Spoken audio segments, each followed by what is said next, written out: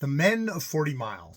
When Big Jim Belden ventured the apparent innocuous proposition that mush ice was rather peculiar, he little dreamed of what it would lead to. Neither did Lon McFane when he affirmed that an anchor ice was even more so, nor did Bettles, as he instantly disagreed, declaring the very existence of such a form to be a bugaboo.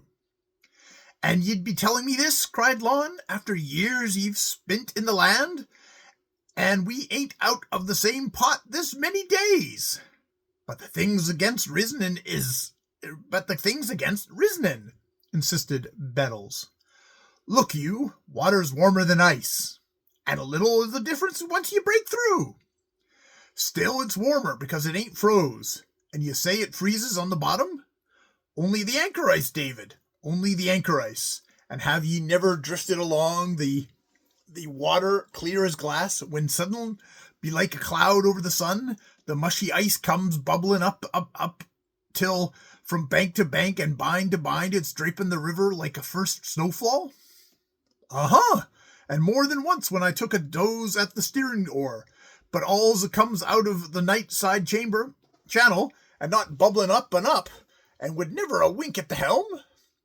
No, nor you, it again reason. I'll leave it to any man." Bettles appealed to the circle about the stove, but the fight was on between himself and Lon McFane. "Reason or no reason, it's truth I'm tellin' ye. Last fall, a year gone, 'twas sick a Charlie and meself saw the sight droppin' down the rifle ye'll remember below Fort Reliance, and a regular fall weather it was, the glint o' the sun on the Fort Golden Larch, and the quakin' aspens, and the glitter of light on the every ripple, and beyond, the winter and the blue haze of the north comin' down hand in hand. It's well ye know the same, with the fringe to the river and the ice formin' thick in the eddies, and a snap and a sparkle to the air, and ye feelin' it through all your blood, a takin' new lease of life with every suck of it. 'Tis then, me boy, the world grows small, and the wanderlust lays ye by the heels." "But it's meself as wanthers. What, as I was sayin', we is a paddlin', with never a sign of ice, bearin' that by the eddies, when the Injun lifts his paddle and sings out, 'Lon McFarland, look below ye!' So have I heard, but never thought to see. As ye know, Sitka Charlie, like meself, never drew first breath in the land, so the sight was new. Then we drifted, with the head over other side, peerin' down through the sparkly water, for the world like the days I spent with the pearlers, watchin' the coral banks and growin' the same as so many gardens under the sea. There it was, the anchor ice, clingin' in a clusterin' to the every rock, after the manner of the white coral. But the best of the sight was to come, just after clearing the tail of the riffle. The water turns quick the color of milk, and on top of it in wee circles, as when the grain rise the spring, or there was a splatter of wet from the sky, 'twas the anchor ice comin' up. To the right, to the left, as far as every man could see, the water was covered with the same.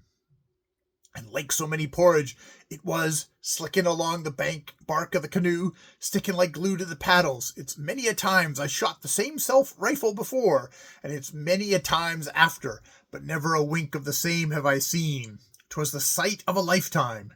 "Do tell," dryly commented Bettles. "Do you think I would believe such a yarn? I'd rather say the glisten of light gone in your eyes, and the snap of the air to your tongue. 'Twas me own eyes that beheld it. If Sitka Charlie was here, he'd be the lad to back me. But facts is facts, and they ain't no getting round 'em.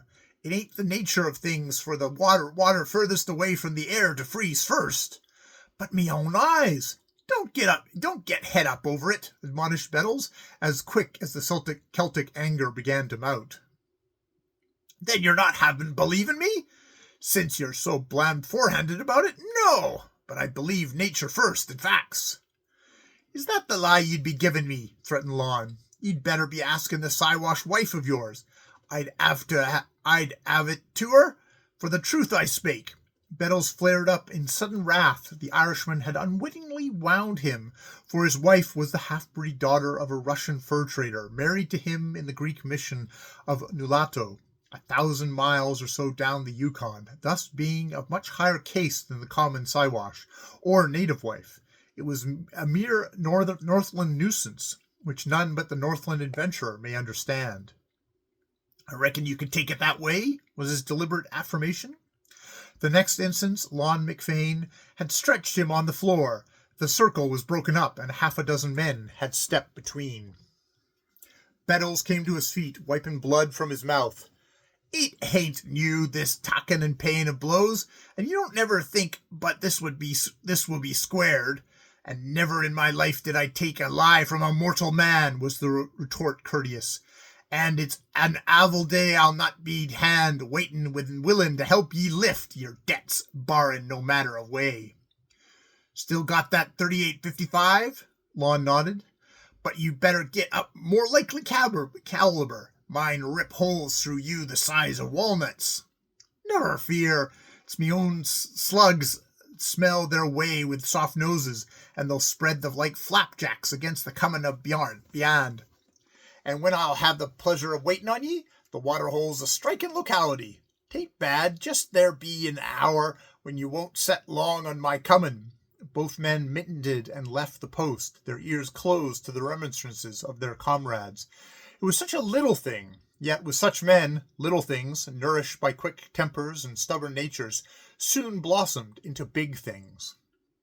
Besides, the art of burning to bedrock still lay in the womb of the future, and the men of 40 Mile, shut in by long Arctic winter, grew high-stomached with overeating and enforced idleness, and became as irritable as do the bees in the fall of the year when the hives are overstocked with honey. There was no law in the land. The mounted police was also a thing of the future. Each man measured an offense and meted out the punishment inasmuch as it affected himself.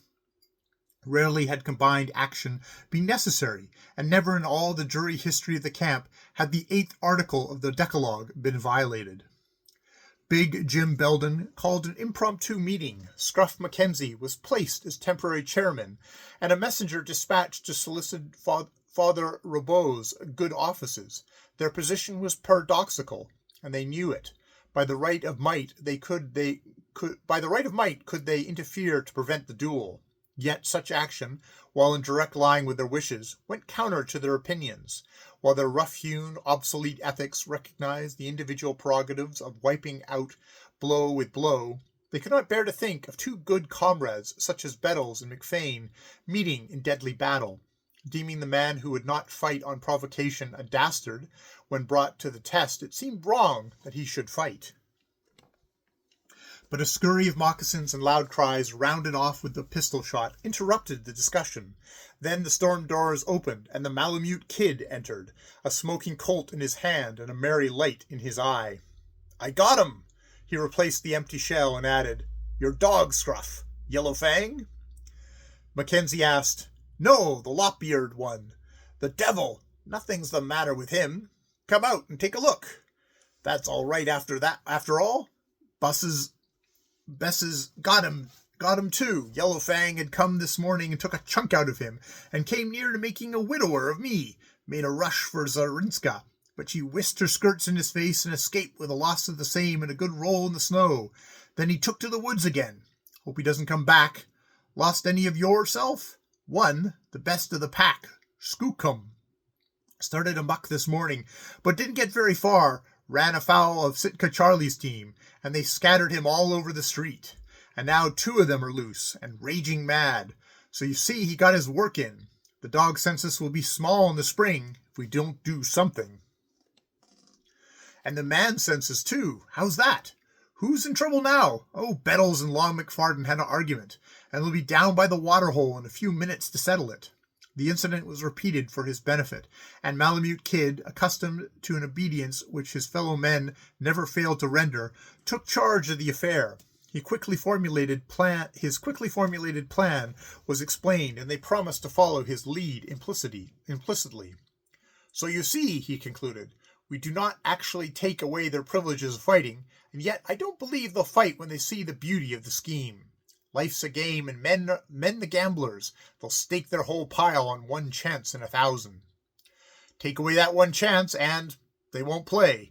He turned to the man in charge of the post. "Storekeeper, weigh out 3 fathoms of your best half-inch manila. We'll establish a precedent which will last the men of 40 Mile to the end of time," he prophesied. Then he coiled the rope about his arm and led his followers out of doors, just in time to meet the principals. "What danged right he'd to fetch my wife in," thundered Bettles, to the soothing overtures of a friend. "'Twasn't called for," he concluded decisively. "'Twasn't called for," he reiterated again and again, pacing up and down and waiting for Lon McFane.